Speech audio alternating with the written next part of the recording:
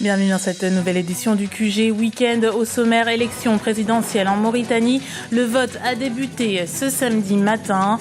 1 328 000 électeurs sont attendus aux urnes, mais le boycott encouragé par l'opposition pourrait agir sur le taux de participation. En Égypte, opération relooking menée dans les rues du Caire. Ce sont les mots du gouverneur qui veut déloger les vendeurs ambulants installés dans les rues. Problème, il n'existe pas encore de législation précise sur le statut de ces commerçants. Et puis, en cette période de Coupe du Monde, zoom sur l'académie de football sénégalaise Génération Foot. Fondée par un ancien lion de la Teranga, Madi Touré, l'institut a déjà formé plus de 80 joueurs. Près de 3000 bureaux de vote sont ouverts depuis 7h30 ce samedi en Mauritanie. Plus d'1 300 000 électeurs ont jusqu'à 19h pour désigner leur prochain président de la République. Et pour ceux qui n'auraient pas encore retiré leur carte d'électeur, la commission électorale leur permet de voter munis de leur carte d'identité. Mais ce qu'attendent surtout les observateurs, c'est le taux de participation au scrutin. Depuis le début de la campagne, l'opposition a appelé au boycott de l'élection. Écoutons l'analyse de notre envoyé spécial à Nouakchott en Mauritanie, Franck Noudofina. Les opérations de vote des électeurs ont effectivement démarré ici.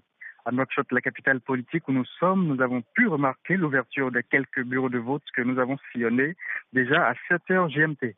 Le président sortant, Mohamed Ould Abdelaziz, a déjà accompli son devoir de citoyen. C'était 30 minutes après l'ouverture de son bureau de vote au centre-ville de Nouakchott. Cette démarche sonne comme étant un appel à un vote massif des citoyens pour cette élection qui, il faut le rappeler, est largement boycottée par l'opposition. L'opposition qui, elle aussi, souhaite faire un important score d'abstention pour crédibiliser son choix de boycott de cette élection présidentielle. Le 23e sommet de l'Union africaine s'est ouvert vendredi sur le thème « L'agriculture et la sécurité alimentaire en Afrique ». Le précédent sommet avait eu également lieu sur le même thème, et ce qui montre que cette thématique préoccupe les États du continent. Amira Benjabala, Jean-Pierre. Ouverture du 23e sommet de l'Union africaine ce 20 juin à Malabo, capitale de la Guinée équatoriale. Le thème retenu, l'agriculture et la sécurité alimentaire en Afrique. Des thèmes déjà au cœur des débats lors du précédent sommet des 30 et 31 janvier dernier dans la capitale éthiopienne Addis Abeba. En tant que commission, nous disons que cette année, nous ferons tout ce qui est en notre pouvoir pour remettre l'agriculture sur la voie du développement. Pour y arriver, il faudra améliorer nos capacités en ressources humaines et technologiques. Il faudra aussi encourager la recherche pour augmenter la production. La récurrence du thème de l'agriculture dans les débats de l'Union africaine illustre donc que le développement agricole et la sécurité alimentaire sont une priorité pour les chefs d'État du continent. C'est par ailleurs l'un des 8 objectifs du millénaire pour le développement.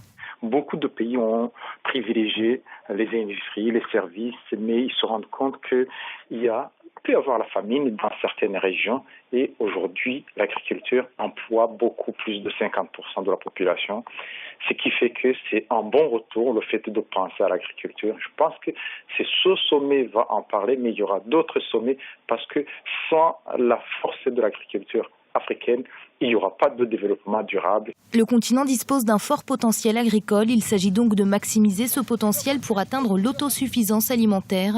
Et cela passe notamment par une réduction des importations des denrées alimentaires et par une plus grande promotion des produits locaux. Un objectif qui nécessite une modernisation des technologies et des pratiques agricoles.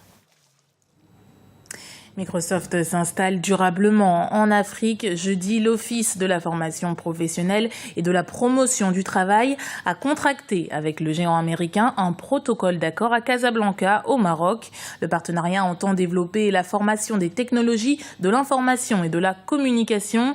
Il prévoit l'installation de plateformes, des instituts de formation et des titres de certification dans ce secteur. À noter que cet accord résulte directement des visites du souverain marocain Mohamed VI effectué en Afrique subsaharienne en mars 2014. En Égypte, outre les problèmes de politique nationale et internationale, le nouveau président Abdel Fattah el-Sisi et son équipe ministérielle doivent désormais faire face à des problématiques liées à la politique de la ville. Au Caire, par exemple, il n'existe aucune réglementation sur l'emplacement des vendeurs ambulants. Un vide juridique que la capitale égyptienne compte exploiter pour déloger ces marchands devenus indésirables. Un sujet de la rédaction. La ville du Caire ne veut plus de ces vendeurs installés sur ses trottoirs. Depuis une semaine, le gouverneur de la capitale a entamé une politique destinée à offrir une nouvelle apparence à la capitale égyptienne. Il faut que le Caire soit relooké dans le sens de la nouvelle dynamique que nous essayons d'impulser en ce moment. À la façon dont nous traitons les situations, d'une façon à la fois raisonnable et compréhensive, on pourrait penser que nous ne serons pas stricts dans le traitement de la question, mais au contraire, nous entendons embellir le Caire.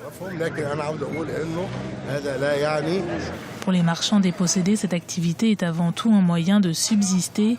Avec 8 millions d'habitants, le Caire permet à ses vendeurs de bénéficier d'une clientèle inépuisable. Nous avons quitté le Nord en quête de nourriture. Nous avons beaucoup d'enfants. Nous voulons manger. Où irons-nous? Donnez-nous un lieu où rester et nous partirons d'ici. Des camions comme ceux-ci sont utilisés pour disposer des stands et des agents de sécurité s'emparent des articles. Mais ces opérations de déblayage encombrent les rues et pour les clients, le nettoyage devrait d'abord être effectué sur les trottoirs. Il nettoie les rues pour les voitures, mais qu'en est-il de nous qui empruntons les trottoirs? Que prévoit-il pour nous? Que reste-t-il de la chaussée? Est-elle faite pour que nous marchions dessus? Plusieurs initiatives juridiques ont été amorcées. Elles devaient garantir des places provisoirement octroyées sur les marchés. Mais en attente d'une législation claire, c'est une politique de répression qui devrait continuer à être appliquée. 10e journée de la Coupe du Monde de football au Brésil et les sélections africaines engagées doivent jouer leurs derniers atouts pour rester dans la compétition. Dans le groupe G, défait de leur premier match, le Ghana est condamné à l'exploit face à une Allemagne qui s'est montrée impitoyable contre le Portugal.